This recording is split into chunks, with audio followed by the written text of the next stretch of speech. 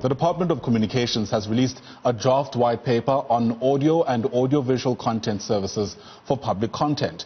Now, the 153-page document bridges the gap between legislation and technological changes that have come with the digital revolution. The proposals include changes to the Electronic Communications and Broadcasting Act to make way for increased foreign ownership, more free-to-air terrestrial licenses, and changes to online service providers. The overhaul aims to treat all players in the space fairly and allow them equal competition. Justine Limpitlaw is an electronic communications consultant, beg your pardon, and she says the proposals are long overdue but warns that implementation is likely to lag behind policy. She joins us now live, as you can see, via our video link. Justine, thanks very much for making time to the AM report. Great to have you on this morning. There's so much to delve into insofar as this draft white paper is concerned, but what's stood out to me is that international online services could be forced to agree to about a 30% BEE stakeholder agreement. I don't imagine the likes of Netflix, Showmax, Amazon agreeing to that. What are the possible ramifications for us here in South Africa? Well, actually, Showmax, as part of the multi-choice group, already does do 30% BE ownership because it's in fact a locally owned company. But the point about these policy proposals is that in trying to move with the times, and I think that Minister Ndabeni Abrams has done a really good job, I think, in bringing about the draft white paper finally and trying to regulate the entire spectrum of audiovisual content services. She's going to face some very tricky balancing acts. And she's saying that the big players who are sourcing revenue from South Africa and who have turnovers of over 100 million rand a year, and all of the large companies, Facebook, Amazon, Netflix, Google, all of those meet those requirements, are going to need individual licenses, and individual licenses require 30% BE ownership. I cannot see how that sort of heavy regulation is going to be able to be enforced on the giant international players. Absolutely, especially because once you think about bargaining power, it's highly unlikely that South Africa will be able to twist the hand of a conglomerate like Netflix. It almost doesn't feel like we need each other. If anything, South Africa, many might argue, needs Netflix more than Netflix needs the country.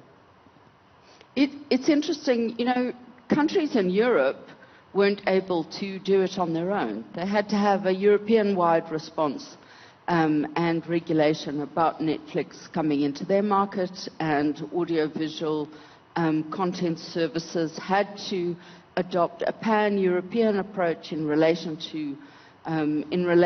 to meeting local content requirements. And I think, particularly with the new African Continental Free Trade Agreement, we're going to have to start trading as a bloc. Africa, or South Africa, needs to take the lead in making sure that Africa is able to do that. And I think you're right. We're going to have to do it as a trading bloc, not on an individual basis.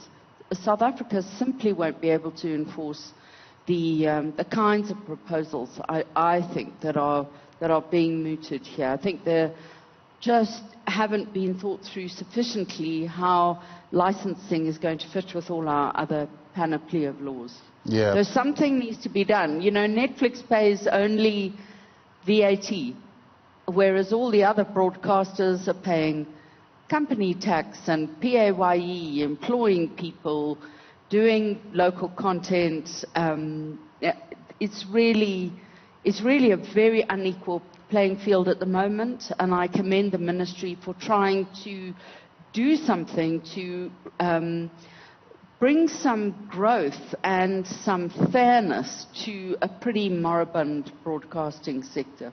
Yeah, and I guess one wonders, what the circumstances were to allow things to get this far, because clawing back some of that movement might be a bit difficult. But since we're already speaking about Netflix, there's also been a lot of talk about Netflix and MultiChoice being used to collect revenue for the SABC in the form of licenses, that sparking all kind of outrage on social media.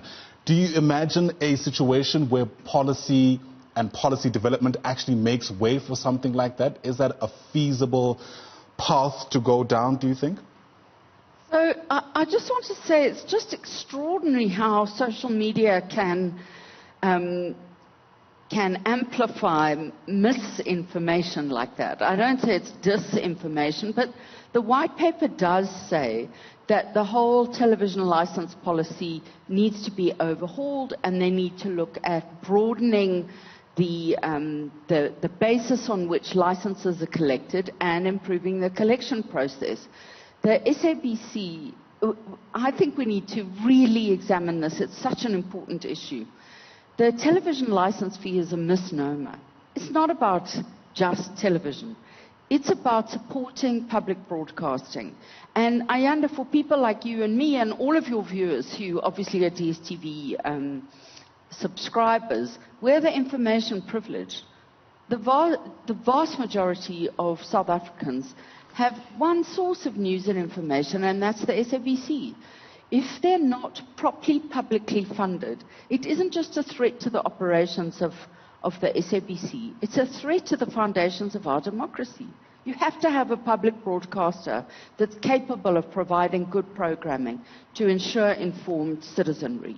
And my own view is that it's long overdue that subscription services, like shops that sell television sets, are part and parcel of a collection system for ensuring not a television license fee as such, but a public broadcasting support fee. Funding the public mandate fee is what it should be called. And frankly, I think it would be, I don't have an issue, and I think we should explore all audiovisual services supporting public broadcasting as a bedrock issue. And I think some of the things I've seen on social media, I never watch SABC. Well, if some of the most popular channels on DSTV are SABC, and people just don't realize that there are loads and loads, millions of people who rely on the free-to-air services.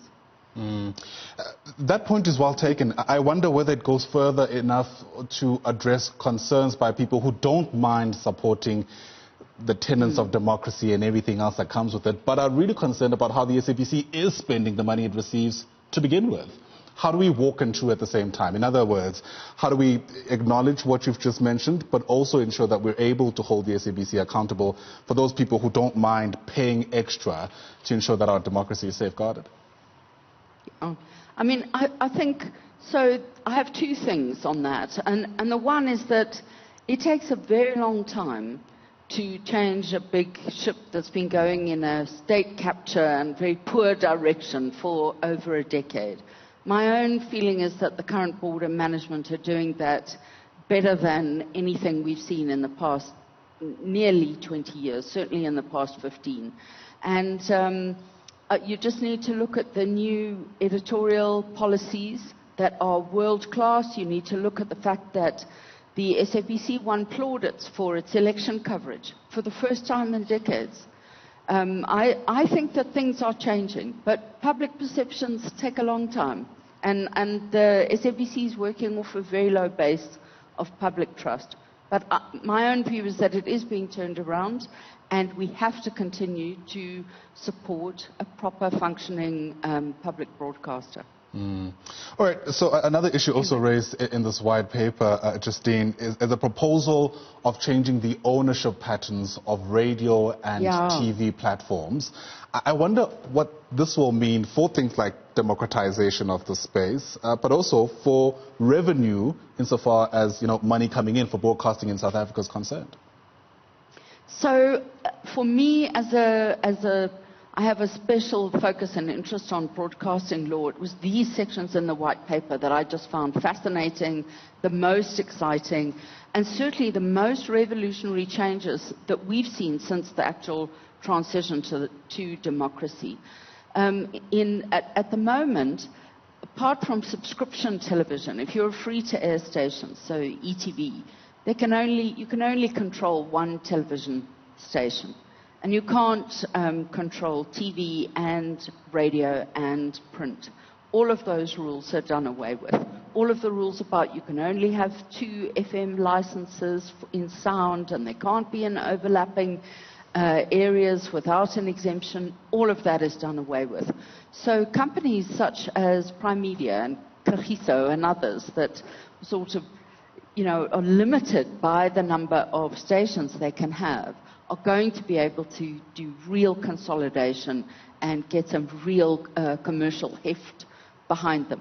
And excitingly, the limits on foreign ownership are raised significantly from 20% to 49% for non-African foreign, and excitingly, up to, it seems to me, to be 70% if it's an AU investor, a non-South African, but still within the African Union investor. Obviously, BE law means that there needs to be 30% South African under the ICT BE charter. It remains to be seen if that changes or not. The white paper is not clear. I think it's something that needs to be clarified. Sorry, the draft white paper. Right. It's only a draft policy yet. Yeah, sure. Well, Justine, we're out of time, but very quickly, in my mind, if companies, for instance, like Prime Media, aren't necessarily given a cap about how many platforms they can own, that gives those type of already established entities to almost cloud out any new entrances into the space. Am I misunderstanding the objective here very quickly? Look, I do think that it allows for consolidation. Frankly, that needs to happen. Our media players are very small compared to other media players globally who have a lot more stations. But what it does allow, through the increasing limits on foreign ownership, it allows smaller players potentially to obtain foreign funding. Yeah. And that's going to be a game changer in our environment. But we want our big companies here, like MultiChoice, like Prime Media, we want those companies to be able to be bigger and better so that they are able to invest in other markets, particularly in other African markets too. Interesting insights as well. Thanks very much. I mean, this is the type of story that usually falls by the wayside on any other day. We certainly appreciate your coming onto the AM Report to help us highlight it in this way. Justine Limpitlaw is a consultant. She works in the electronic and communication sector. Justine, thanks very much again for your time.